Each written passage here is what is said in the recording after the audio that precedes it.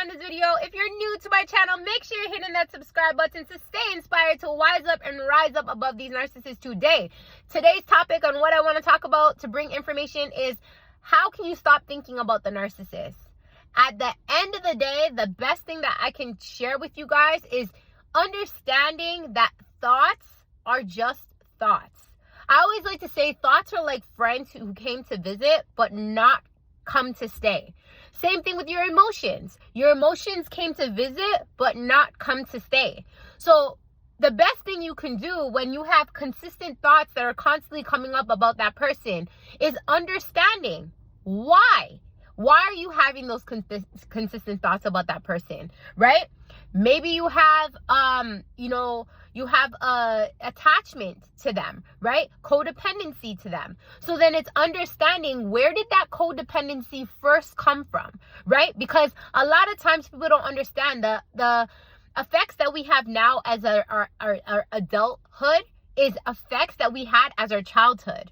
This is why there's something called, shadow work, and there's something called working on your inner child, right? And you guys can always look up things about that. I did those things through my healing journey of healing over my ex-narcissist, is starting to work with my inner child, I started to do the shadow work, right? And really understand and diving deeper within inside of yourself, and why do you feel the certain feelings that you're feeling as an adult now, right?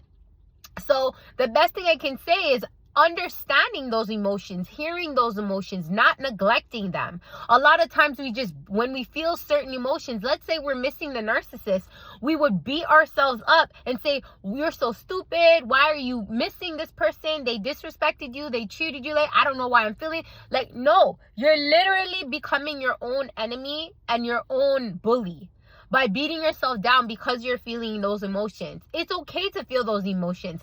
Yeah, some of those emotions might suck the way that they feel, but it's still okay, right? It's just your inner child self wanting you to get to know yourself more and heal from those emotions that are popping up. I always like to say that the narcissist came inside of our life to teach us valuable lessons of self.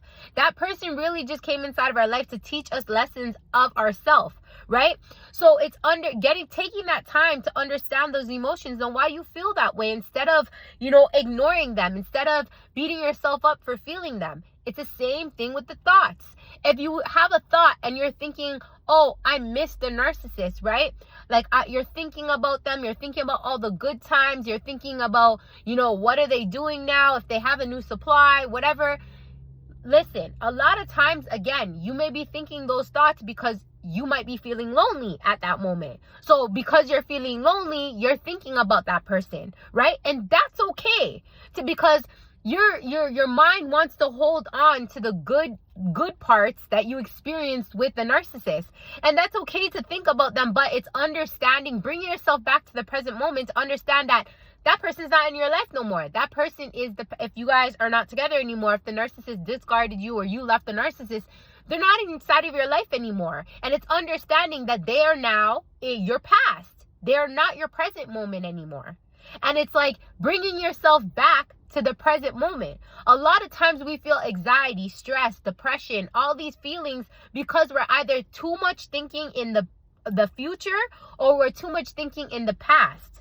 So the best thing that you can do when you're constantly fixating on the past with the narcissist is bring yourself back to the present moment and talk to yourself. Talk to that little child within inside of yourself and tell them that it's okay. It's okay that you're in a place of solitude right now, that God has you in a place that removed somebody who is toxic out of your life so you can get to know yourself and get to be closer to God. Because when you get to know yourself, you become closer to God.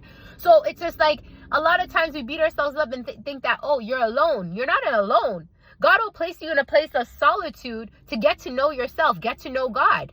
So it's like you're never ever alone. Changing that idea out of your head that you are alone. You're never ever alone. You always have you and you always have God.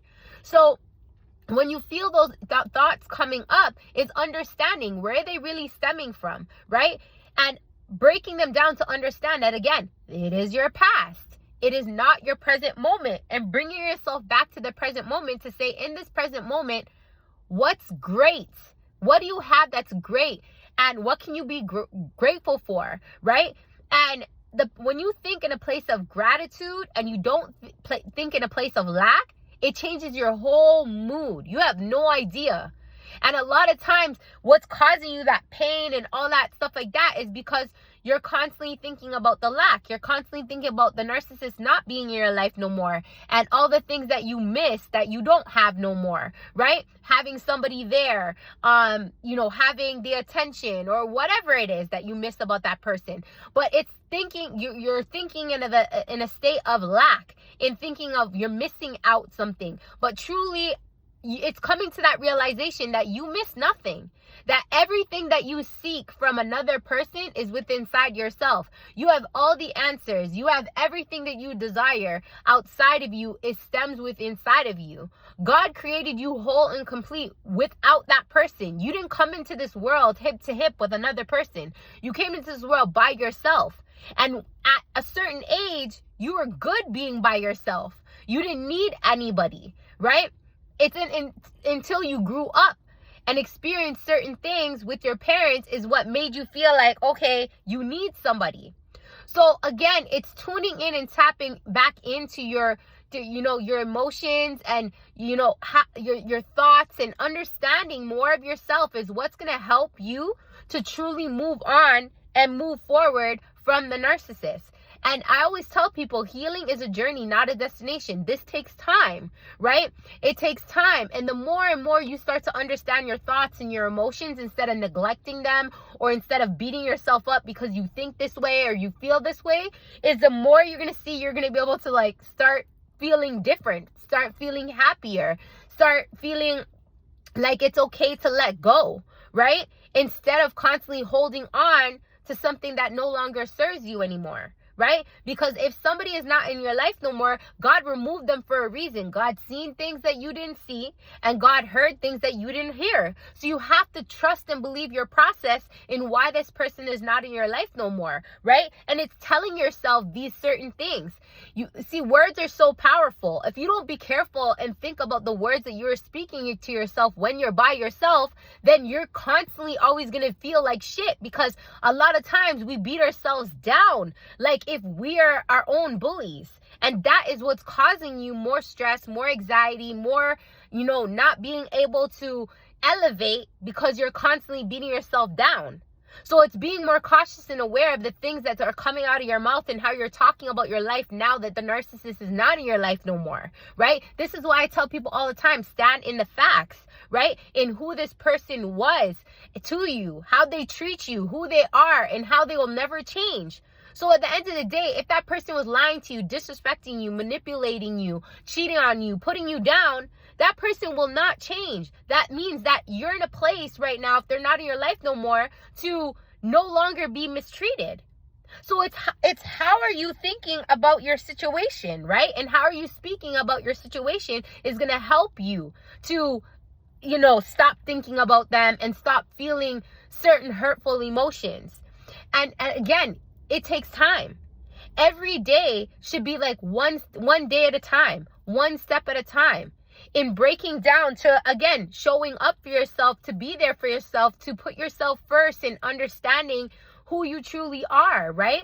Because like I said, if you don't look at all these things that God is trying to teach you, right? Because the narcissist came in your life for a reason, to teach you valuable lessons, then you're constantly going to probably meet somebody else who's going to mistreat you the same way, because you needed to learn something that person was trying to teach you and you didn't learn it, right?